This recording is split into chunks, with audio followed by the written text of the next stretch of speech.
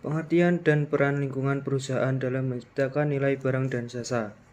Lingkungan perusahaan adalah sekumpulan sumber daya, kekuatan, dan lembaga yang memiliki pengaruh terhadap perusahaan dalam menciptakan nilai atau value barang dan jasa.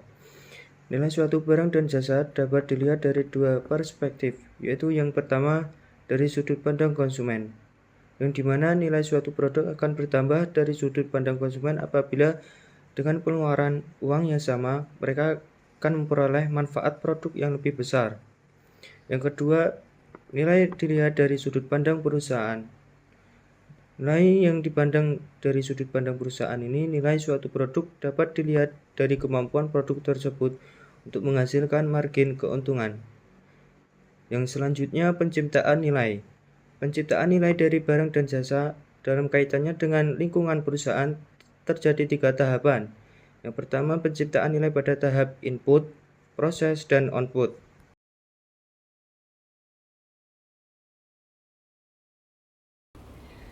Berikutnya, saya akan menjelaskan mengenai penciptaan nilai barang dan jasa dalam lingkungan perusahaan. Sebelumnya, perkenalkan, nama saya Kirana Mutiara Islami Saputri dengan nomor NPM akhir 286. Penciptaan nilai sendiri memiliki arti di mana perusahaan berusaha untuk membuat barang dan jasa yang punya manfaat lebih untuk pelanggan atau konsumen. Jadi tidak hanya membuat barang dan jasa, namun juga meningkatkan nilai dari barang tersebut sehingga dapat lebih berguna, lebih bermanfaat, dan lebih diminati oleh konsumen atau pelanggan. Penciptaan nilai sendiri terjadi dalam 3 tahapan, yaitu tahapan pertama ada pada saat tahap input, yang kedua penciptaan nilai pada saat tahap proses, dan yang ketiga penciptaan nilai pada tahap output. Penciptaan nilai pada tahap input sendiri adalah tahapan di mana perusahaan memperoleh faktor-faktor produksi seperti bahan mentah, bahan baku, teknologi, sumber daya manusia, informasi, dan lain sebagainya. Jadi intinya bagaimana perusahaan ini memperoleh bahan baku atau bahan mentah yang akan diolah pada tahap berikutnya. Nah, cara perusahaan memperoleh input dalam menghasilkan barang dan jasa ini sangat menentukan berapa besar nilai dari barang dan jasa yang akan diproduksi atau dihasilkan tersebut. Sebagai contoh, apabila ada 2 perusahaan mie instan yang saling bersaing dan keduanya mendapatkan pasokan tepung terigu dengan kualitas yang sama, namun yang pertama atau perusahaan pertama ini mendapatkan pasokan tepung terigu dengan harga yang lebih murah, tapi dengan kualitas yang sama dengan perusahaan yang satunya ini. Maka yang akan terjadi adalah perusahaan pertama ini akan mendapatkan atau memiliki keunggulan kompetitif dalam jangka panjang. Selanjutnya, penciptaan nilai pada tahap proses atau conversion stage, di mana perusahaan setelah mendapatkan input akan merubah ataupun mengolah menjadi output berupa barang dan jasa. Nah, pada tahap ini perusahaan menggunakan berbagai teknologi produksi dan juga kemampuan sumber daya manusia untuk menghasilkan produk yang lebih unggul yang dapat bersaing di pasar. Setelah produk dihasilkan oleh perusahaan, selanjutnya perusahaan dihadapkan dengan penciptaan nilai pada tahap ketiga atau tahap output, di mana perusahaan harus mendistribusikan produk tersebut kepada konsumen. Nah, berbagai layanan dilakukan perusahaan atau diberikan perusahaan demi guna menambah nilai pada tahap output ataupun distribusi ini. Contohnya ada layanan pernah jual atau pengiriman tepat waktu. Uang yang mereka peroleh dari hasil penjualan barang dan jasa dapat digunakan untuk membeli bahan input dari pemasok, ataupun memberikan keuntungan bagi pemegang saham, atau memberi kompensasi bagi sumber daya manusia, sehingga siklus perusahaan ini dapat terus berjalan dan lebih meningkatkan penciptaan nilai ataupun value.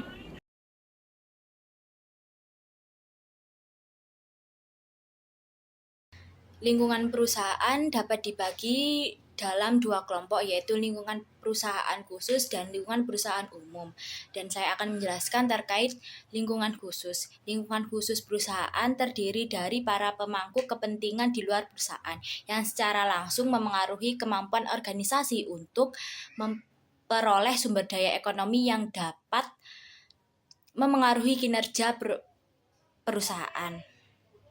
Lingkungan khusus perusahaan terdiri dari pemasok, individu atau organisasi yang menyediakan barang, bahan baku, kemampuan atau layanan kepada perusahaan atau individu lain. Pemasok sangat memengaruhi kinerja perusahaan karena kualitas dan harga bahan baku akan menentukan bersaing atau tidaknya produk perusahaan dengan pesaing yang lainnya. Dan yang kedua ada pesaing. Pihak seperti individu, organisasi, atau perusahaan lain yang menawarkan produk atau layanan yang sama atau serupa serta menargetkan pasar dan pelanggan yang sama seperti Rinso dan Soklin, Hilo dan Milo. Dan ketiga ada pelanggan, individu, kelompok atau organisasi yang membeli barang atau jasa dari sebuah perusahaan untuk digunakan atau diperjualbelikan kembali. Perusahaan memproduksi barang dan jasa untuk memenuhi kebutuhan dan keinginan pelanggan atau konsumen, dan harus berusaha memahami kebutuhan konsumen untuk menjadi perusahaan yang unggul. Dan selanjutnya saya menjelaskan terkait lingkungan umum perusahaan. Sedangkan lingkungan umum terdiri dari berbagai kekuatan yang akan memengaruhi perusahaan-perusahaan secara umum. Artinya, bukan hanya berpengaruh pada satu perusahaan dan memengaruhi kemampuan perusahaan untuk memperoleh sumber daya ekonomi.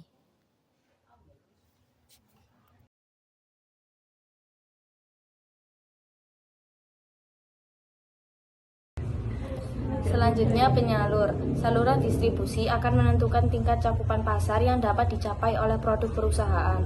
Saluran distribusi sangat menentukan ketersediaan produk perusahaan di berbagai outlet. Saluran distribusi dapat menciptakan kegunaan tempat sehingga produk perusahaan dapat diperoleh konsumen di lokasi-lokasi yang dapat dijangkau oleh konsumen. Kelompok penekan. Salah satu contoh kelompok penekan adalah serikat pekerja. Serikat pekerja memberikan tekanan terhadap kebijakan perusahaan yang bertentangan dengan kepentingan para pekerja. Pada saat membuat keputusan yang memiliki dampak terhadap para karyawan, perusahaan harus memperhatikan reaksi yang akan diberikan serikat pekerja. Kreditor, sebagai lembaga pemberi kredit bank, akan membebankan bunga yang harus dibayar oleh perusahaan sebagai balas jasa terhadap dana yang mereka pinjamkan. Kemampuan perusahaan untuk memperoleh pinjaman dari bank, selain dipengaruhi oleh tersedianya jaminan, juga ditentukan oleh kinerja keuangan perusahaan.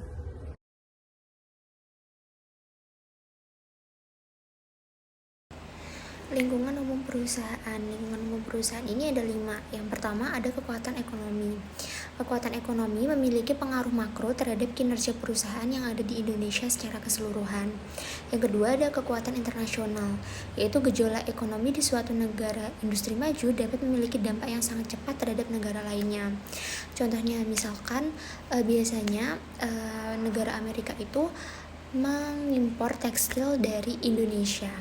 Nah, apabila permintaan dari negara Amerika ini berkurang atau semakin sedikit, usaha tekstil di Indonesia ini bisa mengalami kebangkrutan.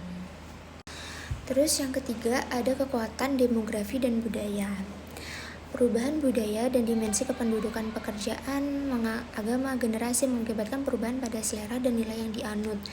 Semakin berkembangnya zaman, tentunya kayak pemikiran dari generasi-generasi itu pasti berbeda. Contohnya kalau di generasi zaman sekarang ini banyak yang lebih suka nilai ke barat-baratan gitu. Ada juga yang suka kayak K-pop gitu. Nah, tapi sebenarnya di sini kekuatan demografi dan budaya ini memiliki dampak positif dan negatif. Dampak positifnya ini bisa menciptakan peluang pasar yang baru. Kalau dampak negatifnya itu hilangnya nilai-nilai lama, jadi tergantikan dengan nilai-nilai baru seperti nilai-nilai kebarat-baratan. Terus yang keempat ada kekuatan politik. Peraturan perundang-undangan dan kebijakan pemerintah akan berpengaruh secara umum. Di sini misalnya pemerintah ini menetapkan kebijakan bahwa harga BBM naik. Nah, ini akan mempengaruhi lingkungan perusahaan juga di sektor industri perusahaan gitu. Terus yang terakhir ada kekuatan teknologi. Ada dua. Yang pertama, proses teknologi dan produk teknologi. Kalau proses teknologi itu misalnya perusahaan Jepang memperkenalkan manajemen kendali mutu di dalam industri yang sama. Kalau produk teknologi itu kayak yang biasa kita jumpai itu kayak mobil listrik gitu kan, udah kayak umum ya sekarang, banyak yang memakai gitu.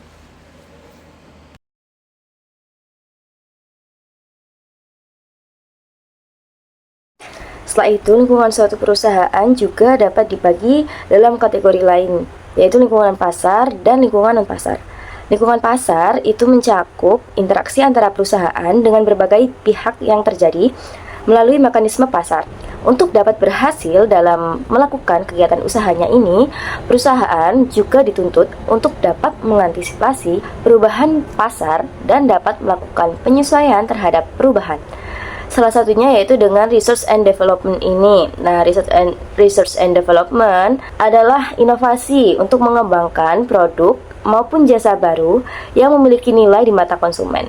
Kemudian ada lingkungan non-pasar. Lingkungan non-pasar ini interaksi yang berada di luar pasar seperti hubungan perusahaan dengan individu-individu, kelompok kepentingan, pemerintah, dan publik. Jadi, lingkungan non-pasar ini meliputi tatanan sosial, politik, dan hukum. Dan setelah itu bisa dilihat gambar yang di bawah, itu gambar lingkungan usaha menurut klasifikasi lingkungan pasar dan lingkungan non-pasar. Nah, dalam melaksanakan aktivitasnya, manajer suatu perusahaan beroperasi di tengah-tengah antara lingkungan pasar dan lingkungan non-pasar. Setelah itu, keterkaitan antara lingkungan pasar ke non-pasar menjadikan perkembangan dalam lingkungan pasar dapat menimbulkan berbagai isu di dalam lingkungan non-pasar. Contohnya, yaitu ketimpangan dalam pemberian upah. Setelah itu, lingkungan non-pasar membentuk lingkungan pasar tertentu bagi perusahaan. Contohnya bisa dilihat yaitu peraturan emisi gas buang yang ditetapkan pemerintah akan mengakibatkan perubahan pada desain dan spesifikasi produk otomotif yang akan berpengaruh terhadap harga jual produk otomotif. Ini bisa kalian lihat di buku paket, ada contohnya. Kemudian, next.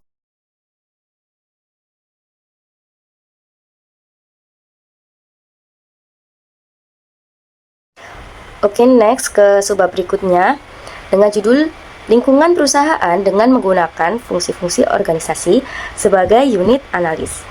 Nah, perlu kita ketahui terlebih dahulu fungsi-fungsi organisasi itu apa aja. Ini ada fungsi produksi, fungsi pemasaran, fungsi keuangan, fungsi sumber daya manusia, dan fungsi research and development.